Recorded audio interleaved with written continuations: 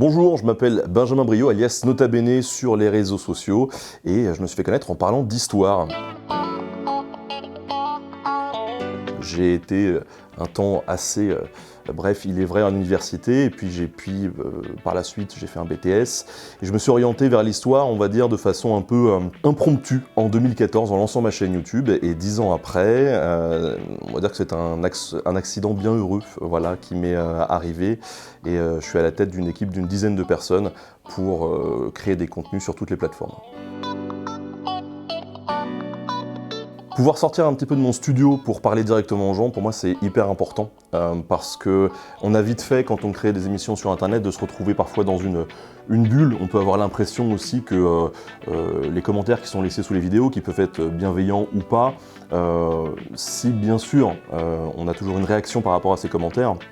au bout d'un moment, on est un petit peu déconnecté finalement des gens, parce que on ne voit pas vraiment les humains derrière leur clavier, et là c'est l'occasion de pouvoir interagir directement et surtout de pouvoir répondre directement à des interrogations qui nous sont posées, puisque sur internet c'est très compliqué de répondre à chaque personne, on a toujours énormément de questions, et donc pouvoir rencontrer les gens, discuter directement avec eux, c'est le meilleur moyen d'entrer vraiment à fond dans les sujets qu'on a envie de traiter. Ce qui est important pour moi, c'est, à travers Nota Bene, c'est de montrer finalement ce qu'est la méthode et l'accès au savoir. C'est-à-dire que d'un côté, j'ai envie de casser une sorte d'élitisme lié au savoir,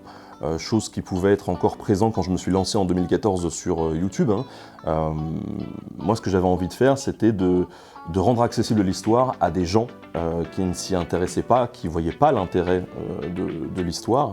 ou qui pensaient ça réservé aux vieux clichés de l'historien avec son petit costume, sa poussière et tout le reste, qui est vraiment un cliché pour le coup, puisque beaucoup d'historiens ne sont absolument pas comme ça. Et puis pousser aussi la méthode, c'est-à-dire la démarche critique aussi, expliquer finalement comment on produit l'histoire, comment on produit la science. On a tellement de contenus qui sont créés sur toutes les thématiques, sur toutes les verticales, on ne sait plus comment s'y retrouver, et on a besoin un petit peu de méthodes ou d'acquérir des réflexes finalement de survie pour être confronté à l'info, une info qui est souvent manipulée, et heureusement il y a plein de gens qui font des contenus sérieux, pédagogiques, et ça permet de nourrir cet esprit-là, de nourrir cet esprit critique, et de nourrir cette curiosité aussi. À travers Nota Bene, je montre que l'histoire, elle n'est pas que militaire ou politique, elle est aussi sociale, elle est économique, elle est scientifique. Et finalement, quand on gratte un petit peu le vernis de l'histoire et qu'on est un petit peu curieux,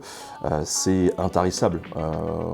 On se laisse perdre très volontiers dans les méandres du savoir, et surtout on s'ouvre à la culture, on s'ouvre à la science, on s'ouvre aux autres. Et ça, je pense que c'est très important.